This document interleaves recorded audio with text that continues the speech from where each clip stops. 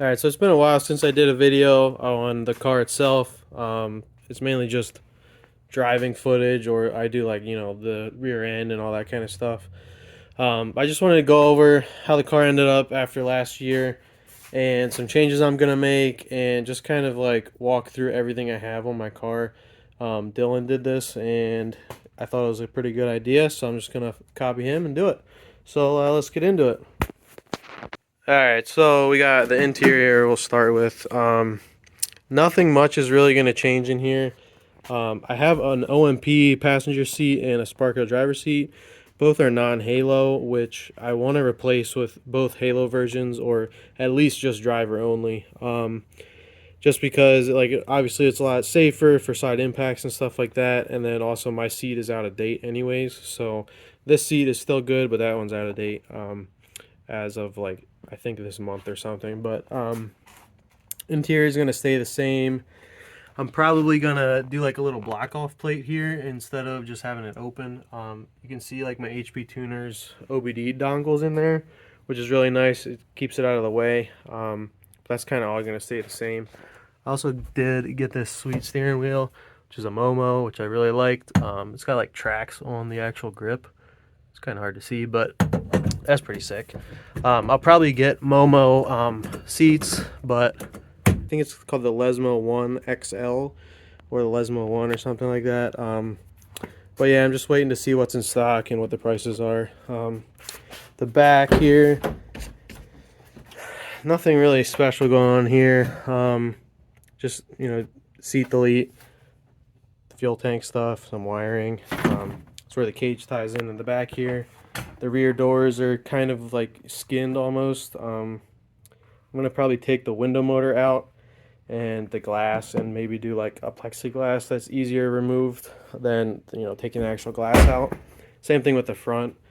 I'm gonna end up skinning this door, but I'm gonna keep the door cards just so it looks really nice, because when you're in it, it's nice to have actual door cards. So coming back here, the like kind of rear bash bar setup we did, I think, like a year and a half ago, was when the back of the car got taken off due to an incident. I'll probably either keep the main structure there, or maybe I'll redo that and I'll just redo like the actual tubes. It's a little too strong, so like when I was at the 50K and I smashed this whole end, was like literally just like pushed all the way to like here. I don't know how this didn't really crack or anything. Good job, Big Duck Club. But anyways, it needs to be a little bit more flexible, because what happened was it pushed this bar right here into like the back of the tire, and you can see there's like actually a tube that used to be right here, and I cut that off now. So if I do get an impact, at least it'll bend. But the problem was it swiveled on these little swivels we made, but it just went straight into the tire because the actual tube itself did not bend. It's a little too beefy. The side skirts I have are just like some replica eBay brand. I'm not really sure. They're just like plastic. I've got Koenigs on it right now, which I'm also gonna have for next year, but I'm getting a newer wheel, the Countergram. So it'll be like an all polished instead of having the gray in the center. It'll be the whole thing's polished. Those will be really sweet. It's got the 488, which I'm sure you saw the video on. Actually, I'm sure you probably didn't see the video on, but I have a video on how to like actually fab up your own mounts and how to actually put it in the car and all that kind of stuff. So if you want to go watch that, that would be appreciated. Well, you can see the exhaust. It's just a single exit right past the axle. I have like a brake right in the center of it. That way I can remove the rear half and make it easy to access the diff and stuff if I need to drop it. But I think I can actually drop the diff without having to remove it. I haven't had to mess with axles or anything since upgrading to this. I used to go through axles all the time, but not anymore. On the front, I've got obviously the Coyote with the Roush Supercharger on it. None of this is changing. It's just going to be the same thing. Not adding any more power or doing anything like that. But I never really talked about it that much besides the videos on how I actually swapped it in. But some people always ask, like, why do I have two coolant bottles? Well, this is for the engine. Everyone knows what that one's for. This one right here is for the supercharger itself. So there's a whole nother cooling circuit Here's a pump right here that's kind of, zip tied. But this heat exchanger takes cold air from obviously the front of the car, has fluid in it that goes up through these hoses into the front of the intake manifold, or charge air cooler we call it. But basically the intercooler brick is underneath of this, so when it's spinning, it's forcing air straight down. It's going into the brick, it's getting hot when it goes through the blower. It comes out really hot, goes into the brick, gets cooled down by this fluid, and then it does a 180, comes up through the intake runners and then into the engine. So that's a quick explanation of how a supercharger works, being cooled anyways. But yeah, I don't really have too many issues with like overheating or anything like that. I mean, I can do probably 15-20 laps at any track, well, except for like Gingerman or something like that, but pretty much any track I don't have any overheating issues at all. I got actually a S550 Mustang radiator in here too, which is part of the reason why I don't have any other overheating issues or anything like that. It's really thick, and it was actually really difficult to get in there because I'm using the stock E46 like radiator mount for the headlights, and all that kind of stuff is factory, which is nice. So this whole front clip can still come off. The LTR will come with it, or the heat exchanger, short for LTR, but that'll all come with it. Radiator will stay, and then I can pull that out separately. But the fan shroud, once I remove these bottles, can come straight up. So when I was building this, I wanted it to service just like a Mustang would. So anything that I need to get to, as crazy as it looks in here, I can get to it relatively quick, for what this is anyways. I thought about doing like a rear mount radiator this year and putting it in the trunk, but I don't have cooling issues. I don't really need to do that. The advantage that I wanted to go after was like a weight bias towards the rear, because this car is currently not like 50-50. I don't need to move a ton of weight, but I need to move some to the back somehow, or take some out of the front.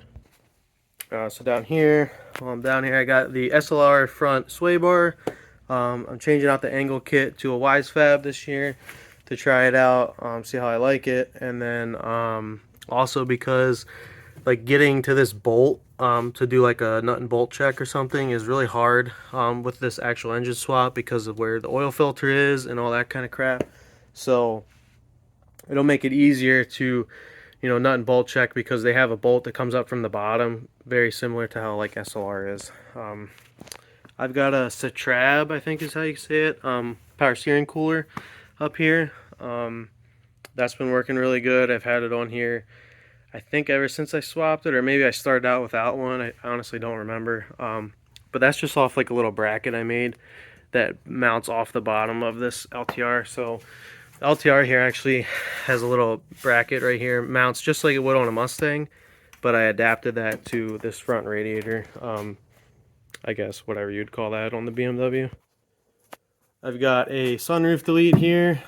Big Duck Club makes some of these. I'm not exactly sure how much they are, but it's just, weight, to get all of the sunroof stuff out of there is really nice. And then I used to have just like an aluminum piece, but it wasn't very nice looking. So the interior is pretty much the same as what you saw earlier, but just a quick look at the cage. It's just a roll cage components, off the shelf, whatever you want to call it. It's actually a road race cage. I bought this before they actually did like a drift specific cage, so that's why the door bars are so high. I wish they were a little lower, like a NASCAR style, but then you couldn't keep the windows. But I mean, I like it. I'm used to it. It doesn't really bother me. This is one of the coolest things that I like about the car, is the Camaro, SLP Camaro, like hood scoop that I made fit for this. I was really trying hard to get it to actually fit without cutting the hood, but I had to cut the hood. So instead of having just like a hole like I used to have, I have this on there the last like 2 years now, I think. I don't know, it's just cool looking. It makes it look so like finished or something like that. It's not just kind of slapped on there, even though it literally is just taped on there. But yeah, so it's got the Mustang MT82 transmission in it, with a drive shaft in there. It's just a aluminum, like 3.5 inch, I think. But yeah, I'm just going to be changing out the clutch because this is the same clutch I've had the last 4 years. It's just a factory Mustang clutch. I think I'll upgrade to something a little bit, you know, maybe like an exity, like a stage 2, like still a full face or something like that, but not like something that's going to kill the trans. But yeah, so that's pretty much all the changes I'm going to make, and that's just kind of a quick overview of like the car itself. And oh yeah, and obviously I have the big duck club front and rear over fenders, which also includes the rear door skin here to help make that transition look nice. Because if you like open this door, you can actually see how wide the actual, you know, over fender is. It's like it's 60 millimeters, but it's way thick. So if you didn't have that, you'd have some weird bulge or something like that on the rear fenders. But yeah, so thanks for watching. If you have any questions or anything like that, just comment, and I can do another video on like something specific, like if you want to know how I made engine mounts or something. I have videos on all that, but I can, you know, do another one. So thanks for watching.